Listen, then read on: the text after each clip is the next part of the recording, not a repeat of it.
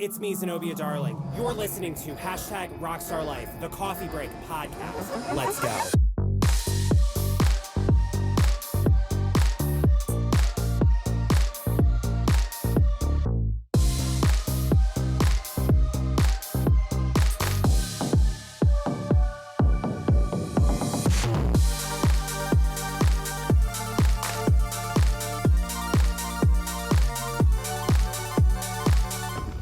Where the hell's my cold brew at?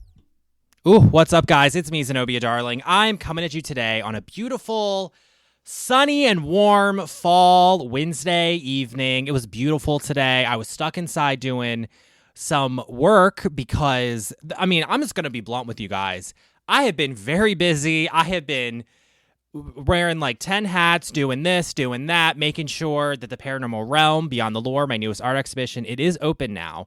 But getting that thing installed, this art film coming up that premieres next week, making sure all that's good. I've also been doing a lot of paranormal investigating and doing a lot of media stuff to really promote the show. So I've been really busy, and I realized when I got home from work today, I said, oh shit, it's Wednesday, and I'm supposed to have an episode of my podcast drop tonight at midnight.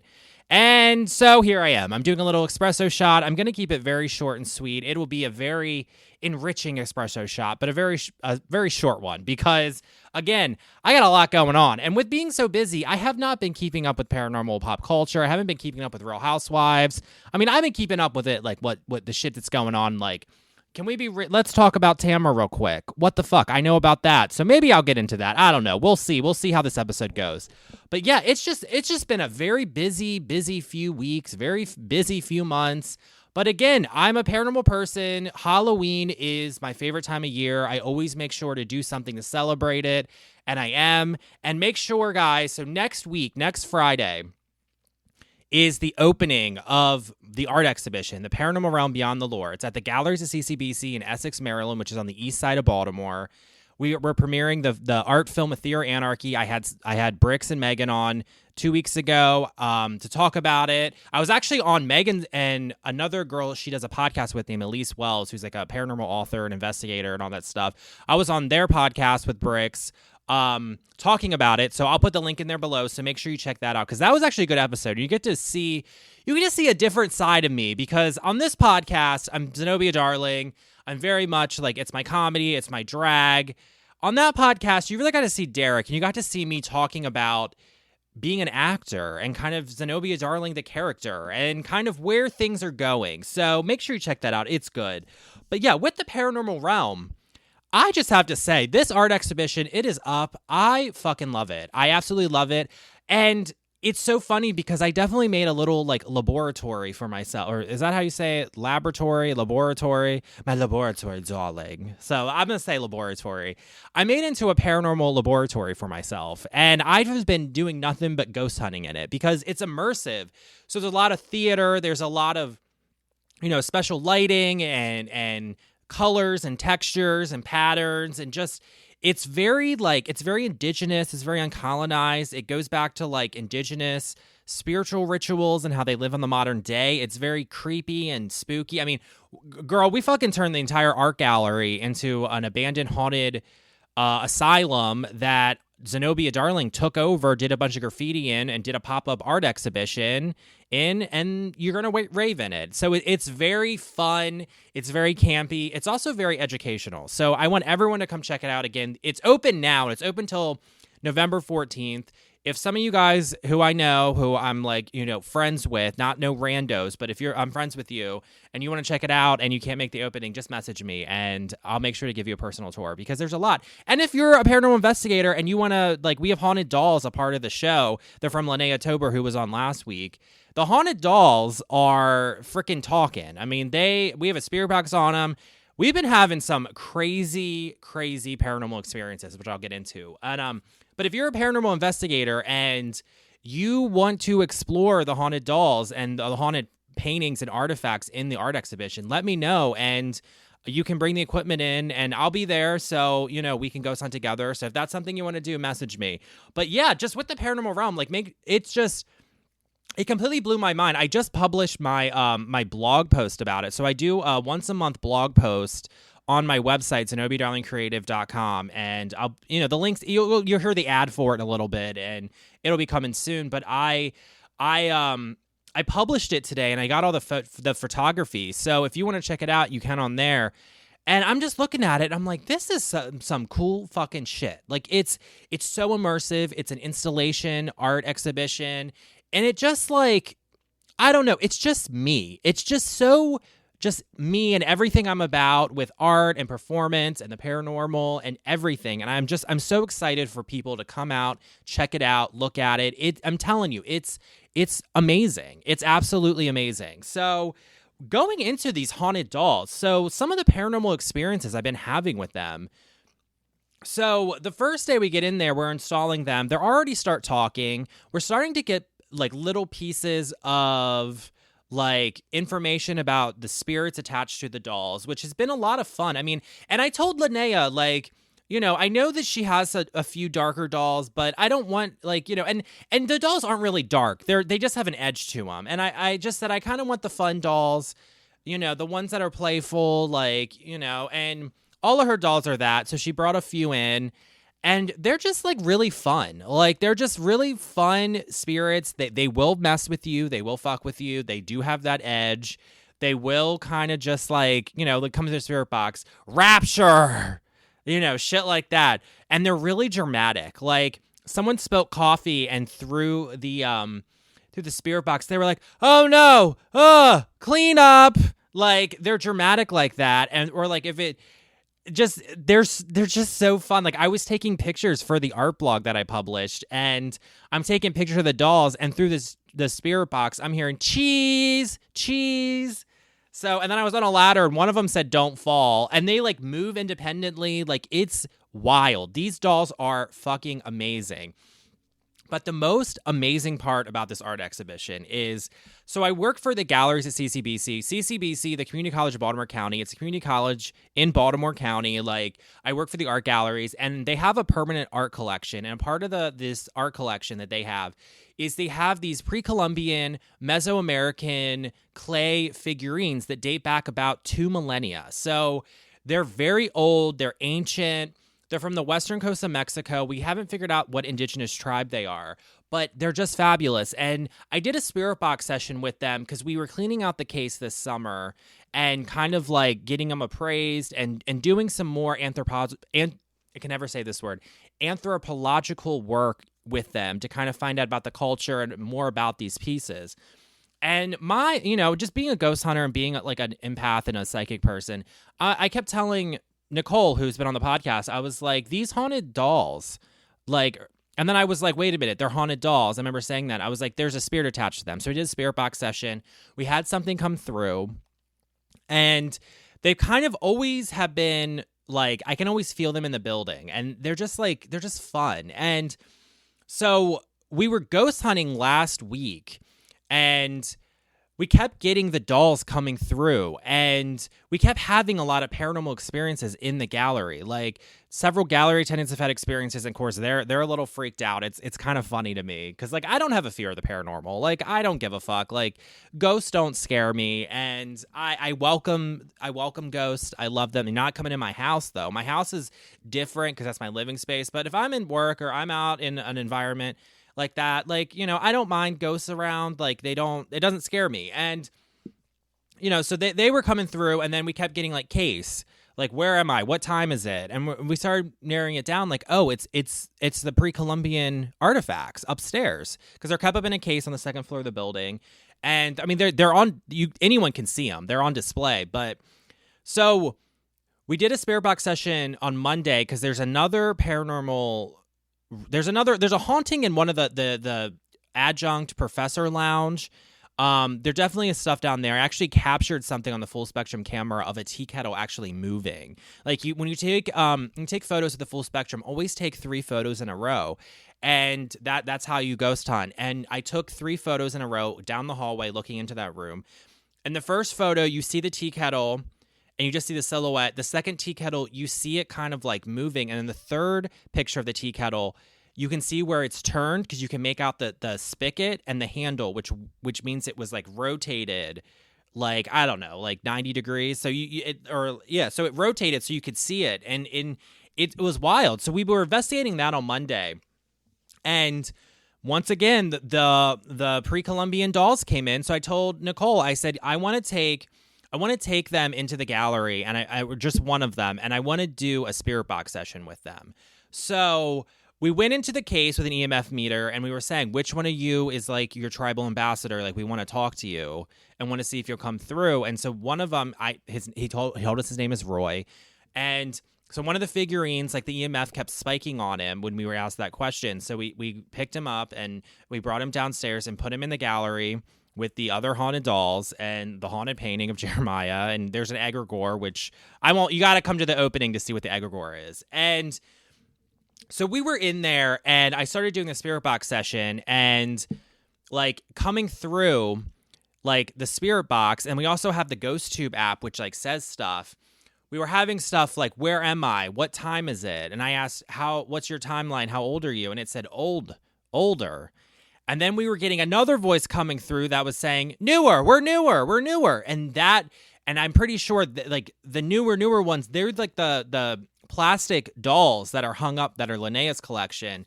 And then we sat back, and between the spirit box and the Ghost Tube thing, the little pre-Columbian figurine and the modern day haunted dolls, they were having a conversation, and like the dolls were explaining to them what time period it is.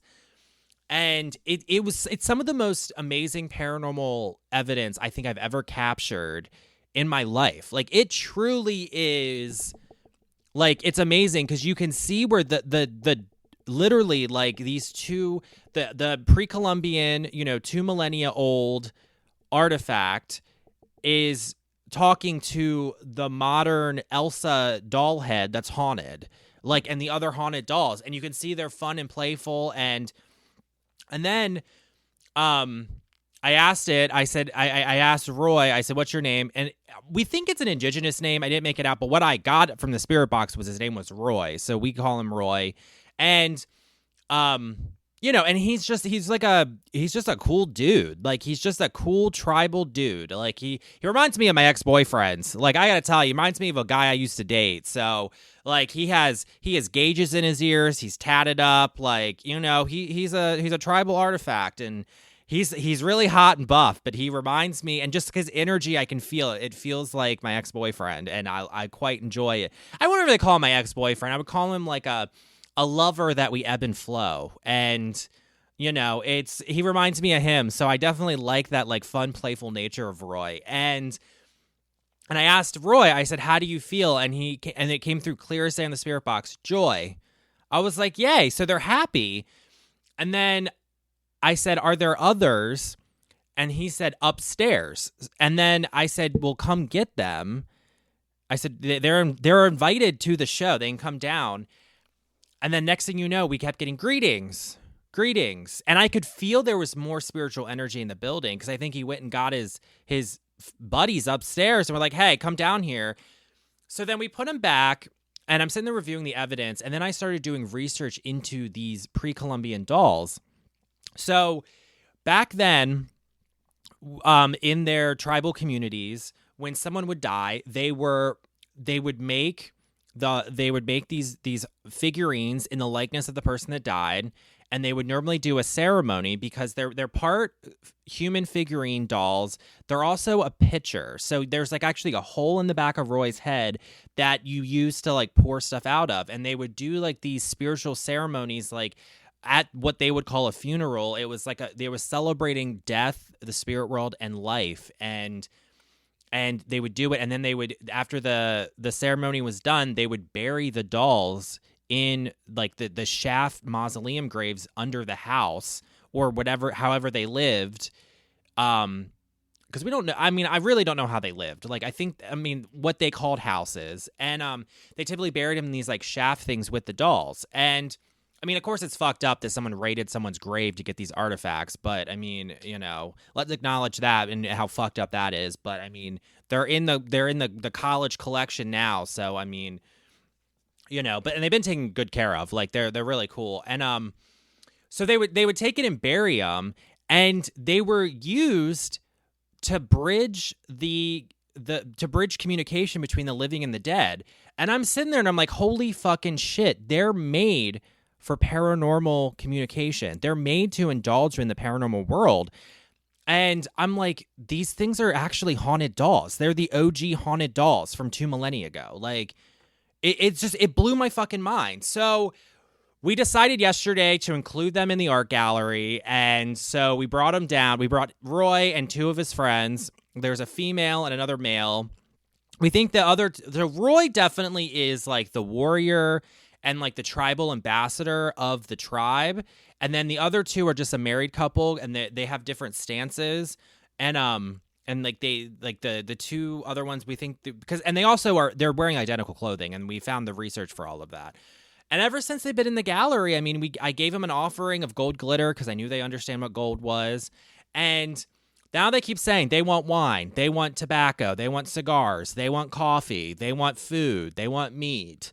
Like, they're little damn demanding dolls, but I love them. But they want to be engaged with. And I had this realization, like, as we were installing it, I was like, it's so fucking crazy to me because after literally probably two millennia, that's 2,000 years of these dolls existing, they have not been engaged with the way they were made to be engaged with. So they kind of sat there idly, and I think they kind of realized that, like, I went into the paranormal realm to curate this show to kind of show how indigenous spiritual practices and how the indigenous cultures would weave the paranormal into everyday life. And it wasn't paranormal, it was normal. The spirit world was a everyday fact of life. And that's how I come at the paranormal world, and with ghost hunting and all that stuff.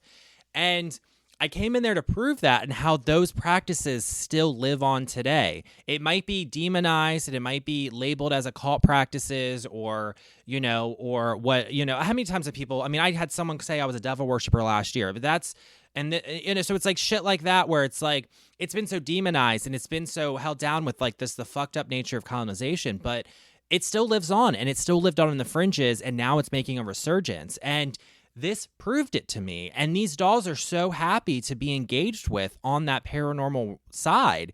And I think they were like, hey, like, I can feel you doing what we want. And so they got our attention to be like, hey, we want to be in the show. And now Roy and his 3 buddies are part of the show. They're the best part. I mean, they just make it. And it's so ironic because the haunted dolls also, I did that installation piece with Linnea inspired by the Island of the Haunted Dolls in Mexico City. So you can Google it. It was some dude who lived in the canals near Mexico City, and he watched this girl drown and a doll washed up, and then he started collecting dolls that would wash up in the canals and put them all over his hut. So this, like, island has a bunch of like these haunted dolls. It's been on Ghost Adventures. It's been on Real Housewives of Miami. So it's, so it has that like, so that comes from Mexico, and these dolls are Mesoamerican from the west coast of Mexico before Columbus, before colonization. And it's like, I just think it's ironic how they just fit in so perfectly. And like, then today we're trying to do a spirit box session, and they were like, don't interrupt, because those figurine, the pre-Columbian and the damn haunted dolls, the plastic ones that are Linnea's, they keep talking. They're having a good time. They're partying in the art exhibition, and they kept saying, stop interrupting. We're talking. Go away. Like, to me and Nicole, because we just want to say hi. And we're like, wow. Like, it's kind of amazing that, I created this art exhibition, and now the ghosts, I mean, I love it. I love that these spirits are happy. I love that, because it's like, I feel like I'm doing some part to like rectify the fucked up effects of colonization, and like really highlight this and showcase a new side to these artifacts, and to show a new side to all this stuff. Like, I absolutely love it.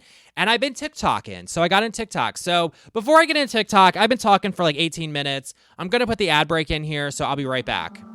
All right, ad break. I got to pay for all this damn coffee I'm drinking and tea I'm spilling. What's up, art lovers? It's me, Zenobia Darling. Did you know I'm more than just a drag rock star? I'm also a very accomplished painter, photographer, and you can check it all out on ZenobiaDarlingCreative.com.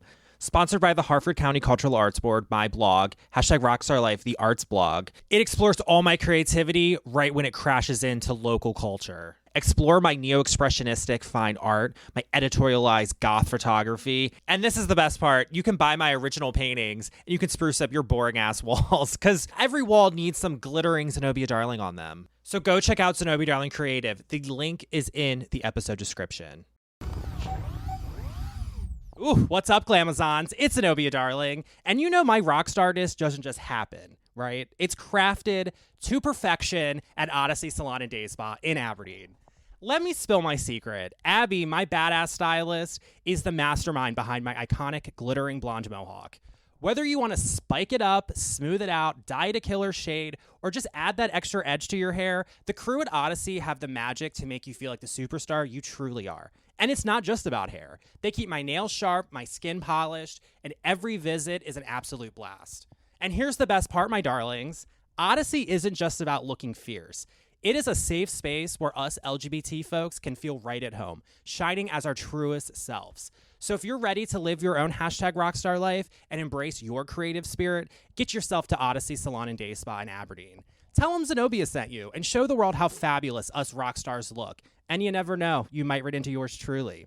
The link to book your visit to unlock your fabulosity is in the episode description.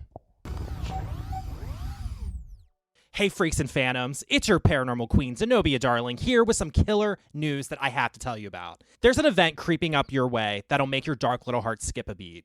The galleries at CCBC Essex are unleashing the Paranormal Realm Beyond the Lore, curated by the one and only Derek Pence, a.k.a. me. From October 14th to November 15th, 2024, dive into this immersive art exhibition with eerie works from an amazing lineup of artists who dare to ask, is the paranormal more than just spooky stories and folklore? And here is the kicker. On November 1st, during the opening reception, we're dropping the world premiere of Ethereal Anarchy, my new paranormal-themed art film, starring me, Zenobia Darling, and a few friends. Want to be a part of the madness? RSVP now. The link's in the episode description. And see you in the dark side, babes.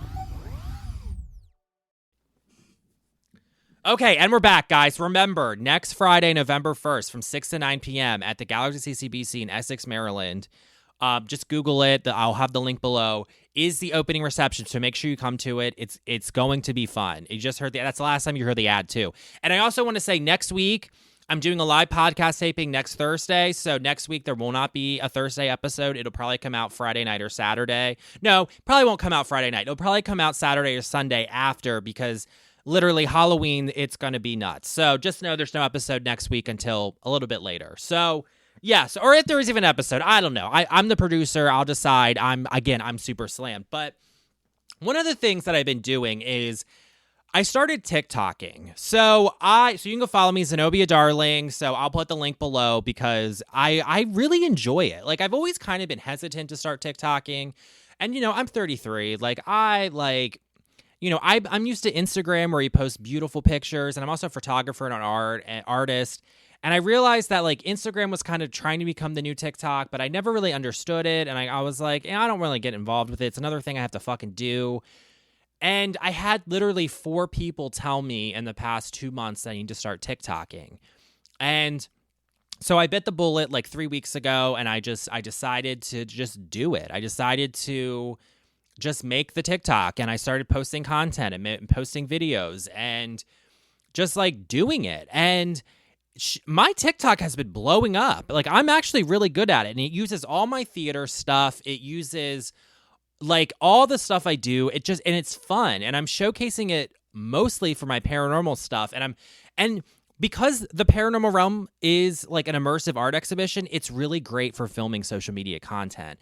So I've been shooting all sorts of TikTok stuff, talking about my art, talking about my spirit box sessions and my paranormal investigating, just talking about all that stuff and on there. And I'm getting a shit ton of views. I'm getting some of the most views in my life. And I have to say, it's such a troll because 2 weeks ago when Ariana Grande was on fucking SNL, doing a horrible job. I do like that little one where they did the bridesmaid singing espresso, with Domingo. I think that's funny.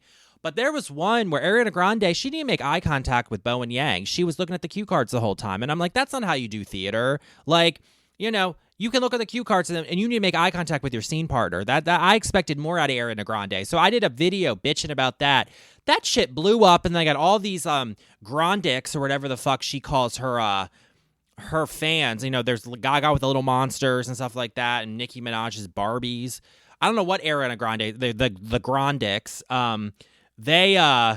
they started coming for me, and then it blew up, and then I'm literally sitting there like, out of all the shit I do, my podcast, my blog, I put the podcast on YouTube, like, all that stuff, I straight up got the most views of my life out of a TikTok video of me bitching about Ariana Grande. It's fucking wild to me. It's so nuts. And I'm like, what is this? Like, this is cool. So I've been TikToking. Guys, I gotta tell you, some of these TikTokers, though, it's really highlighting some decline of America. Like, I was watching, who were these Costco idiots from New York who were like, oh, cookie, we're bringing the double chocolate chunk cookie. Like, buffed out Guido with some overweight son singing like, boom, we get the party started. Like, SNL made fun of it. I'm just like, what the fuck is this? Like, some of the other things, like, some of the people on there are so fucking ridiculous, and some of the views they get, and I'm like, are people like doom scrolling or doom going through TikTok because it's like the decline of society shit? Like, it was that. And then I posted another video because Tyra Banks was on the Victoria's Secret runway. It was just a shit show. Like, it's a thing. Tyra, you couldn't walk. Like, just throw it out there. So I bitched about it. That fucking shit blew up too. I was like, good fucking Lord. Like, I don't know. I don't know how I feel about TikTok, but I've been TikToking and I don't know. It's just nuts to me. Like, so make sure you follow me on there and I don't know, but I'm really good at it and I'm really actually enjoying doing it and making the content and making the videos and I like it, so we'll keep up. So, all right, guys, so wrapping up, because, again, I got shit to do. I got to go to the gym, and then I got to send some more invites out. I do want to talk about Real Housewives, because, I don't know, this whole thing with Tamra coming out that she's on the autism spectrum, it just is so fucking messy, and it's so dark, and it's so just ridiculous that I don't know about it. I really don't know about it. I think she might have crossed the line. It's like you went to one therapist for, 2 sessions. They said you might be, you crossed out some of the things on the checklist. Girl, just don't get me started. It was very icky. It was gross. It was not cool. And then, like, I haven't watched the last 2 weeks episodes of Orange County, but I've been seeing the things. I actually am really, like... I'm actually really liking Jennifer. Like, Jen, like, she seems like she's genuinely a sweet person. And, like, Tamra and Heather, like, 2 fucking, like, goon bats look like demons from fucking hell causing shit. Like, it's messy. It's messy. And then, and I fucking love the juxtaposition between, like, on Orange County, they're showing, like, the dark trauma of a DUI with Shannon. And her just being raked over the coals, just like it's almost dark and it's tragic. And then we got fucking Real Housewives of Potomac. You got Karen Huger doing the same fucking shit, getting a DUI, and they're editing it more comedically. And I think it's really, I don't know. I prefer it. Like, yes, do not drink and drive. If you do, you're a fucking idiot and you're just an awful, shitty person. And you're probably going to kill people. And, you can kill yourself. Don't kill other people. Like, it's as simple as that. If you're going to drink or do drugs, do not get behind the wheel of a car. And so just saying that out there. But when on Housewives, I like my housewives kind of villainous. So if you're going to be a housewife and you get a DUI, I wouldn't mind it to be edited kind of funny, because it's like, there's a comedy, because there is something that we as an audience can get through. We can have a catharsis through it. But, like, I don't know. It's just like, I think it's just fun. And, Karen's just being fucking Karen. And they're all shady. They're all coming for, and then fucking Karen calling out Ashley's bunions of all things. Like, what the hell? And she's like, I can't talk about it. And I love it because now that Robin's gone, like, that, like, Giselle and Karen, like, they can do their frenemy shit. And it's really, I mean, it's like Batman and Joker. Like, I don't know who's who, though. I mean, they're both villains. But it's like, you can really see that and the shadiness and just all of it. And then freaking Mia, girl, what type of Maury shit is that? I mean, I'm from Baltimore, and I get it. Mia lives in Baltimore. Like, she's a Real Housewife of Baltimore. Let's be real. Might be renting a house in Potomac, but that girl lives in Baltimore. And, like, the whole thing about the paternity of your son is going to watch this in 10 years. Your son's friends, their parents are watching this. You know, your son's going to find out about it, and you're being unbelievably messy. And just, on one hand, I really like it, but then on the other hand, I'm like, what are we doing? Like, this is not cool. I'm not watching Maury. I'm not watching Jerry Springer or Tim Dillon's new show, This Is Your Country, which was really good. You know, I'm watching The Real Housewives, and it just feels a little Basketball Wives to me. I'll let you guys decipher that. But, like, I don't know. It's just a little, and it's also, and this is the other thing that bothers me, is it feels a little try-hardy and forced that I'm picking up on. And it's just like, I don't know. It's weird. It's just weird. And I don't know. Real Housewives, I mean, and I watched the first episode of Real Housewives of New York City. I liked it. I haven't kept up with it.